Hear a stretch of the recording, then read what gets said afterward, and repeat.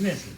I normally don't show up without my hat, but yeah, I showed up presentable out here without my hat. If I had one, I'd give it to you, man. Already. Hold on. Yes, you got another speaking engagement. I don't worry about it. I just want to get some money away to some kids, that's all. Sell it to a pastor. She want to speak with you about the power to community event she got on. My partner misread that. Okay. You know, so I just want to get it clarified. Oh, okay. That's what she wanted. She wanted to speak with you. The mayor gave her some tickets to come see you, and they gave my number, whatever. Like, well, if I can speak to her about the community event with the children, you know, I said okay. Oh, most definitely, yeah. Anything for the kids, homie.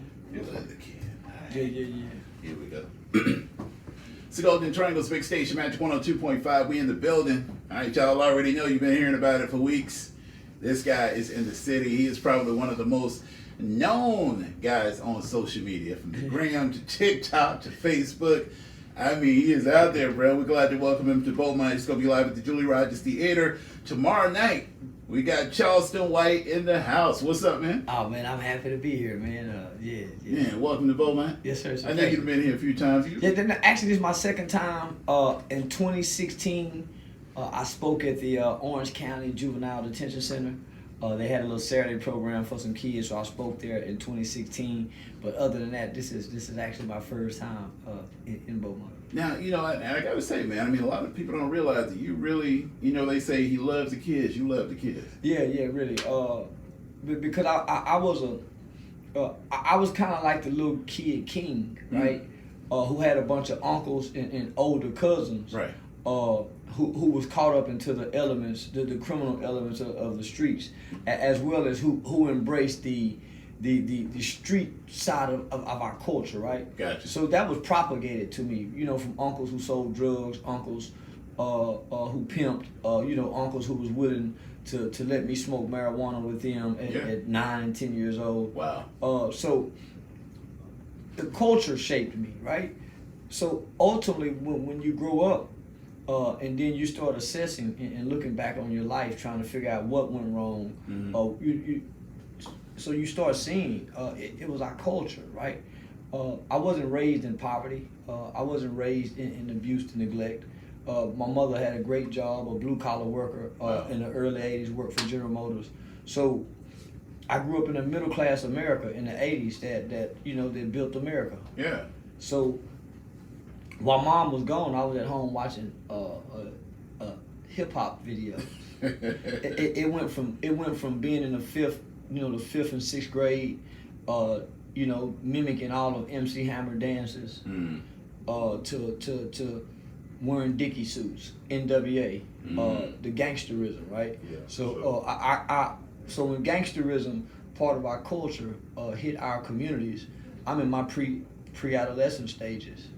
Wow. You see what I'm saying? Yeah. So I take on to that. So I went from wearing polka dot shirts, silk polka dot shirts like Kwame. Kwame, yep. Yeah. The Gumby haircut like Bobby Brown. To wanting to get a Jerry curl, to now turning those silk polka dot shirts, those bikini draws like MC Hammer had in the Pumps and the Bumps video, yes, to boxers. You see what I'm saying? Right. So it went from wanting to drink jungle juices to wanting to taste a old English 40 ounce. Wow.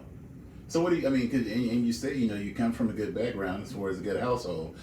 What do you think it was? Was it because you feel like your mom worked a lot, or the absence of a father, right? Okay. So naturally, just the absence of a father, and nothing to fill or replace that void.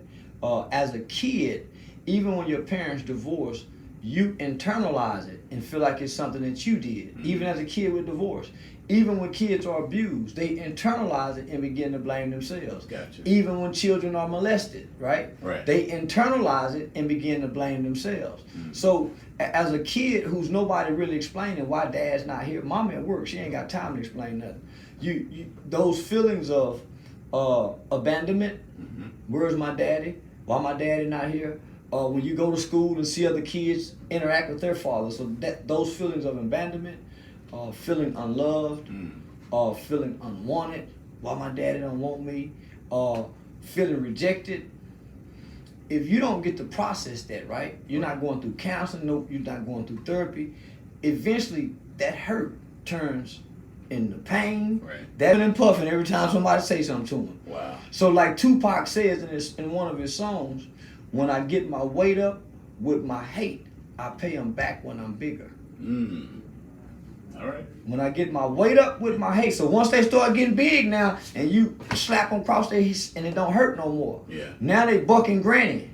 Yeah. Now they standing up to the babysitter. Now they punching holes in the walls, and because we have a culture in America and a cycle of violence that's propagated and projected to children, now black children, for whatever reason, have a fascination with wanting to get a gun. They don't get guns for self-defense, home defense, or hunting. Our boys want to get a gun to shoot another human. Yeah. On top of those feelings of unloved, unwanted, abandonment that then went to anger. Some of them are enraged. Yeah. Because from the time they've been here on earth, so I grew up in the boys' home with those kind of kids. Wow. So that's where my passion comes from. I caught a murder case when I was a kid, but I wasn't no angry kid, homie, where I wanted to hurt people. I just wanted to fit in. I'm the kid coming from the well-to-do neighborhood, wanting to hang with the kids in the project. I just wanted to fit in, homie. I just wanted to be a part of something. So that's why gangbanging was so appealing. I was too small to play football, couldn't play basketball. I was athletic, but in body size, stature. Yeah. Right? Plus mom worked at night. So there was no one really to facilitate that. Right. So that's why gangs became, when it showed up on the doorsteps of Black America, that's why it became so appealing. It was actually ideal. It was actually everything that we was looking for coming from single parent homes. Man, bruh, you know what? You know what's funny? Like sitting here with you talking today, because you see you online, you're on social media. You don't get a chance to see the side. I mean, I know you talk about it a lot, and you're doing stand-up comedy now. Yes, sir. So for people out there listening that see you online, that say want to make different takes and things like that, who is Charleston White? For one, Charleston White is a loving father overall, a loving father with a lot of flaws. Fatherhood is where I centered my life around to try to do right and become right for my children. Because I know children suffer from their father's sins, right, good or bad. I know I have a daughter, so things that I've done to women in the past, I have a daughter. Yeah. So going forward, I wanted to plant good seeds in life, knowing that I have children that could possibly reap what their father have sown. Right. Charleston is a man of redemption, who didn't have a bad heart, but was a good person doing bad things, wanting to fit in. Wow. I was a good person doing bad things, homie, wanting to fit in. Fit in. Yep.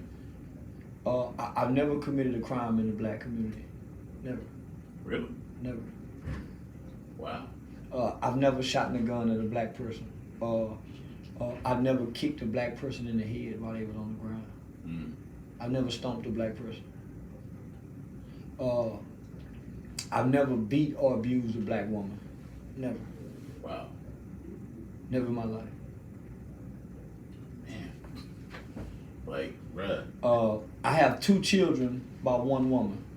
And when I realized, when I started learning spirituality, by the time I had my daughter, I married my baby mother because I didn't want to breed another child out of wedlock. Man. When I got that knowledge. So I immediately married so I wouldn't breed another child. So my children have the same mother. So I didn't spread my seeds around earth. I didn't leave myself at a disadvantage making many children in many homes. Right. I'm well respected in my community. I was groomed and raised by elder black people who was born in the 30s and the 40s, and they're still alive today. Wow. So yes, sir. Man, look, man, we got Charleston White live in the building. You Can't Handle the Truth comedy event goes down tomorrow night. Now they don't get this Charleston. They don't get this Charleston on stage. No. I was gonna ask. No. They don't get this Charleston here. Nah. So man, like, what made you want to step into comedy? The movie Dolomite, right? Okay. I should have been an attorney, right? Right. I've always been very, very intelligent and very gifted in academic classes. Okay. I've taken many tests to try to see if how bright I really am. Right.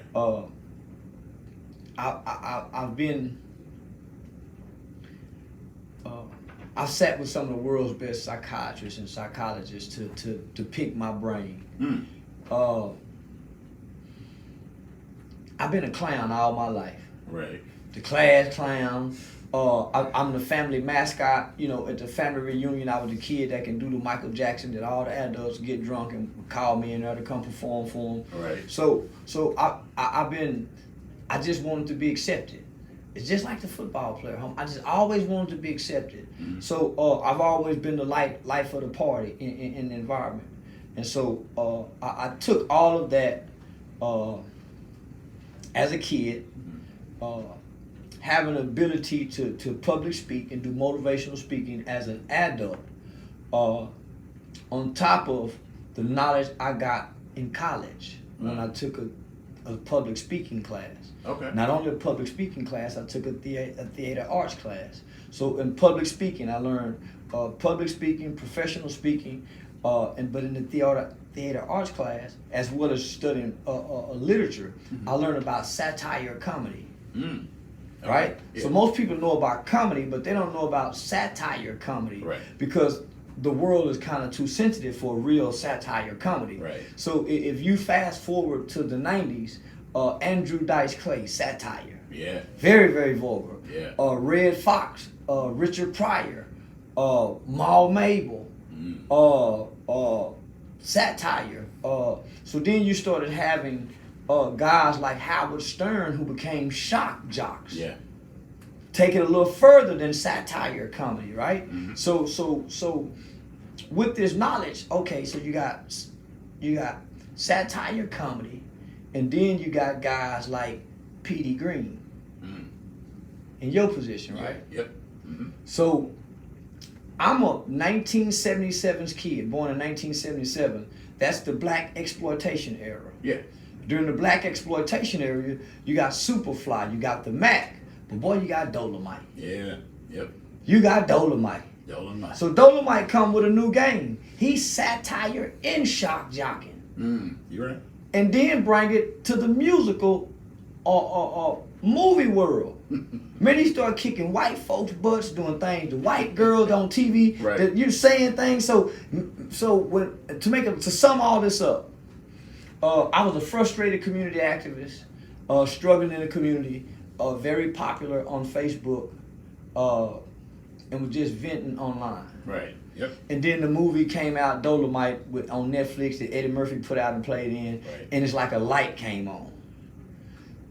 Wow. And from there, I that knowledge, what I just shared with you guys, I put it into a character. Yep. Like Dolomite. Right. I didn't have a name for it at the time. It was Right. just Charleston waking up online. People thought I was going crazy. But it was just a character, a new Dolomite character. And I would tell people all the time that I'm trying to get to Hollywood with this character. That I'm the Denzel Washington of Facebook. Yeah. And so, but I was playing this character so well, people got stuck on the character and started forgetting that, man, this dude really work in the community. I was going to get to that. Because some people take it serious. I want them to.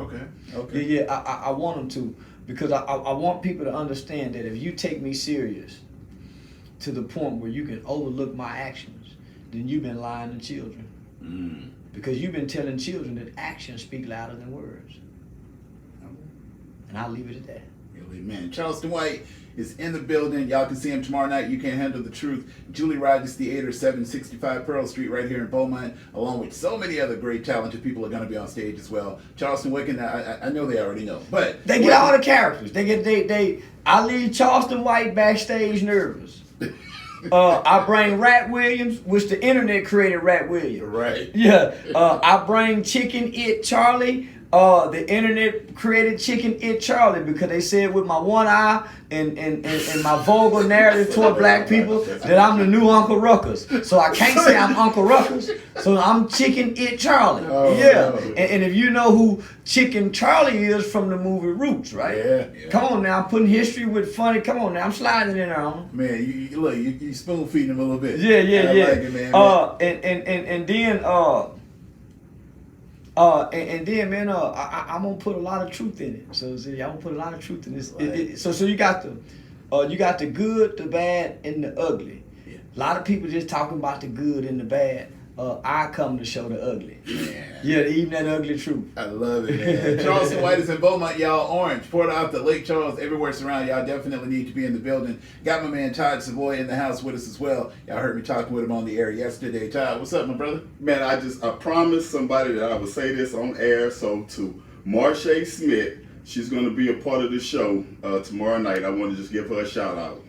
So thank you. There you go. Yeah, man, I brought my man Sebo, man, comedian Sebo, man, over from Zany's out of Nashville, Tennessee. I brought him with me, man. So Okay. Yeah. I'm gonna try to slide him in the mix tonight. That's what I'm talking about. Well, it's going down, like I said, tomorrow night, Julie Rogers Theater. Tickets are at the Beaumont Civic Center. You can go to Ticketmaster.com. You can also pay at the door. Charleston, man, it was a pleasure meeting you, bro. Yeah, and I just want to say thanks to Live Nation for helping us promote this show. Come on, man. Yes, That's sir. what I'm talking about.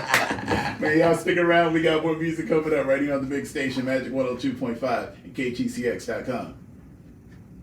Hold up. You know, I got to get a drop from you. Oh man, most definitely, man, Please most do. definitely. It's Say time. we in the building, y'all. Y'all Yeah. come on out tonight, come rock with us. So I need you to just do this Charleston White hanging with Eric T All right, on Magic 102.5. all right. Whenever you ready. Say man, what's up, Beaumont? This your boy Charleston White, hanging with Eric T at Magic 102.5. We gotta do this again. Yeah. Yeah, we gotta do this again.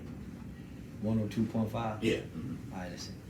Say, man, what's up, Beaumont, Texas? This your boy, Charleston White, with your man, Eric T, on 104. You want ready? Say, these people looking at me, I gotta go. They making me nervous. Yeah.